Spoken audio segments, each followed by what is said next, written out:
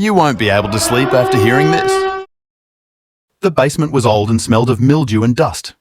The stairs leading down were the wooden ones that have gaps behind each stair, which only amplified the feeling that when you walked down them, something would grab you from underneath.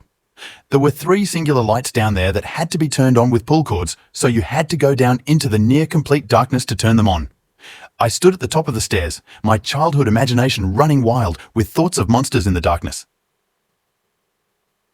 I knew I had to go down. Both my grandparents were disabled, so it had to be me to go bring up the things from the freezer my grandmom needed. I knew the very real risk of one of them injuring themselves down there greatly outweighed my fear of things that lurk in the dark. I took a deep, shaky breath and ran down the stairs as fast as I could and sprinted towards the first light. Click. The dim light buzzed softly with electricity as it came to life. It only illuminated about a 4th circle around me.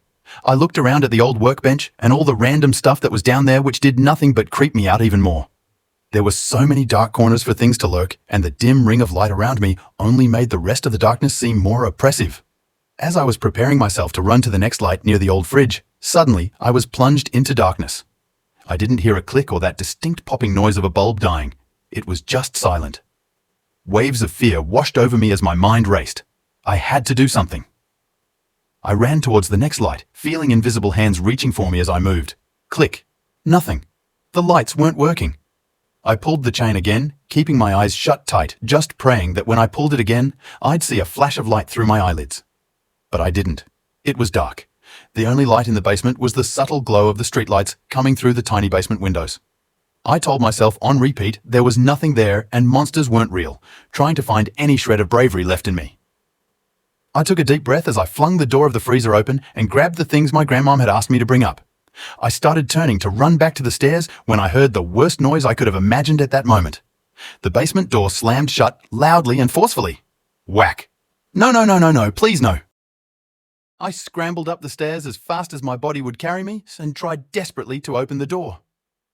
It wouldn't budge.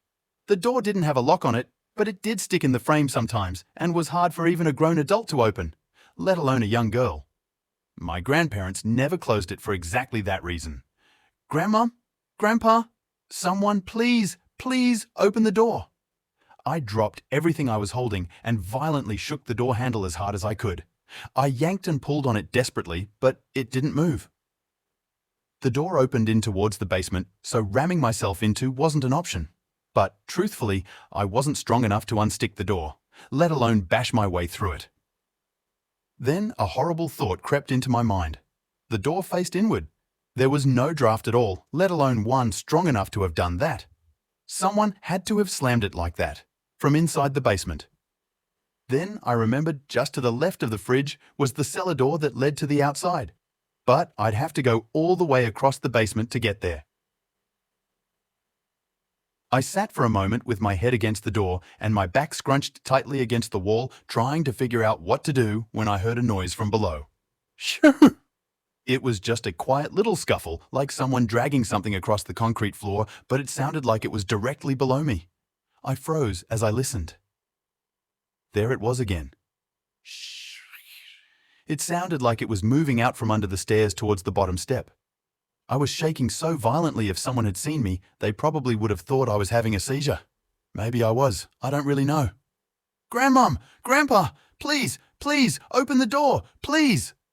I slammed my fists as hard as I could against the door. From below me, I heard the same sound, growing closer. Shh! Please! I slammed my fists so hard I had long, colourful bruises on them for over a week after. I'm truthfully amazed I didn't break any bones in my hands. As I heard the noise again, I turned my head towards the bottom of the stairs. I thought for a second I could make out the outline of some tall, lanky, dark figure hunched over just past the stairs, just beginning to stand up in the darkness below. In that moment, the purest form of fight or flight took over my body. It was almost like being possessed by someone else. Someone far braver and smarter than me. Before I could have any more thoughts, I launched myself through the gap in the railing onto the concrete floor. I hit the ground hard, but I had too much adrenaline to care. I heard some kind of deep, raspy, inhuman groan coming from behind me as I got back onto my feet and started running towards the cellar doors. I could hear whatever it was, joints crackling and popping as it shuffled towards me, making that awful dragging noise. I didn't dare turn around to see it. As I finally reached the little stairs leading to freedom, I rammed my shoulder as hard as I could against the cellar doors. They were heavy and barely moved at all when I slammed into them, but I knew this was life or death. I wedged myself between the top step and one side of the doors and pushed myself and the door up with all the strength I had in me. I heard the raspy groan growing closer and louder. I pushed the door as hard as I could until finally I could see the backyard. I felt something unnaturally cold and bony swipe against my leg as I fell out onto the ground. "Got a swamp witch?" I heard my grandmom say in a completely confused voice from over by the pond. "Honey, what are you doing?" The basement, the door, slammed shut," I panted, my mind still racing. As the comfort of adults being with me again started to melt the fear off me, I gained enough courage to look down the cellar steps. For just a moment, I saw something slink away back into the darkness. It looked pale and bony and just wrong. I saw a singular bloodshot eye that was far too big and wide, with no iris, as it vanished into the darkness.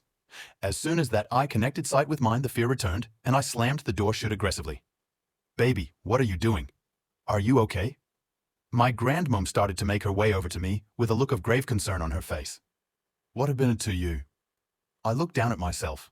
I was covered in dust and dirt, bleeding in a few places. The side of my body that hit the basement floor when I jumped off the stairs was covered in scraps with purple bruises beginning to form underneath. The sides of my fists were swollen and already beginning to change colors from banging so hard against the door. After I gained my composure for a moment, I looked at my grandmom's sweet, concerned face. The basement door slammed shut on me, and I thought I heard, I thought. Something else was down there. I was yelling for you guys, but no one answered me.